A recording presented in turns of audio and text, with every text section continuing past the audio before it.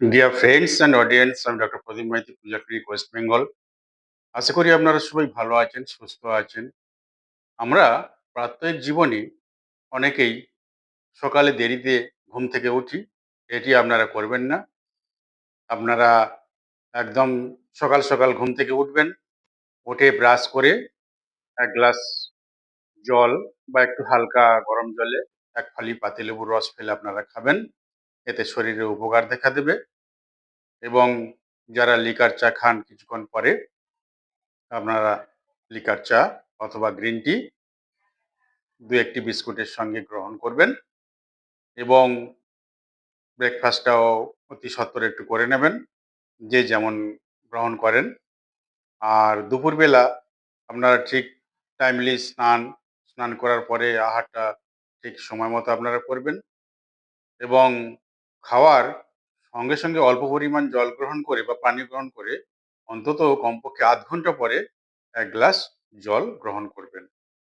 আর বিকালে হালকা যারা চা খান, লিকার বা গ্রিন টি আপনারা খাবেন। আর রাত্রির খাবারটা সবর করে নেবেন। অন্তত রাত্রি ৮টা থেকে ৮:৩০টার মধ্যে আপনারা রাতের খাবারটা গ্রহণ করবেন এবং ঠিক তার ২ ঘন্টা পরে আপনারা ঘুমোতে যাবেন। আর দৈনন্দিন যে জল বা পানির দরকার, আমরা এর আগের ভিডিওতে অনেকবার বলেছি। বিশুদ্ধ মিনারেলযুক্ত জল বা পানি ৩ থেকে ৩.৫ লিটার, যারা আমরা অ্যাডাল্ট রয়েছি তাদের অবশ্যই দরকার। আর পরিমিত ঘুমের দরকার। বর্তমান নেট নির্ভর ডিজিটাল যুগে অনেক ইলেকট্রনিক্স দ্রব্য আমাদের চালাতে হয়। আমাদের ব্রেনের উপরে, শরীরের উপরে অনেক তার প্রভাব পড়ে এবং সেই জন্য ঘুমটা আমাদের অবশ্যই দরকার। দৈনন্দিন ৬ থেকে ৮ ঘন্টা ঘুমের দরকার। আর আপনারা মোবাইলটা বালিশের পাশে রাখবেন না। কমপক্ষে অন্তত ২ থেকে ৩ ফুট দূরে আপনারা মোবাইলটা রেখে দেবেন। আর নিয়মিত যে সকালবেলা উঠে কিছুটা আপনারা প্রাতঃভ্রমণ করবেন। সকালে ঘুম থেকে উঠে অন্তত কমপক্ষে ০.৫ ঘন্টা বা তার বেশি হলে আরো ভালো হয়। অন্তত প্রাতঃভ্রমণ করবেন বা মর্নিং ওয়াক করবেন। এই মর্নিং ওয়াক করার ফলে আমাদের শরীরে অনেক উপকার দেখা দেয়।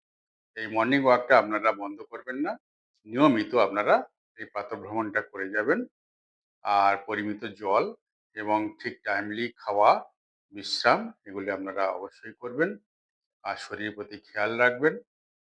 আর সবাই সুস্থ থাকবেন, ভালো থাকবেন। দেখা হবে পরের ভিডিওতে। নমস্কার।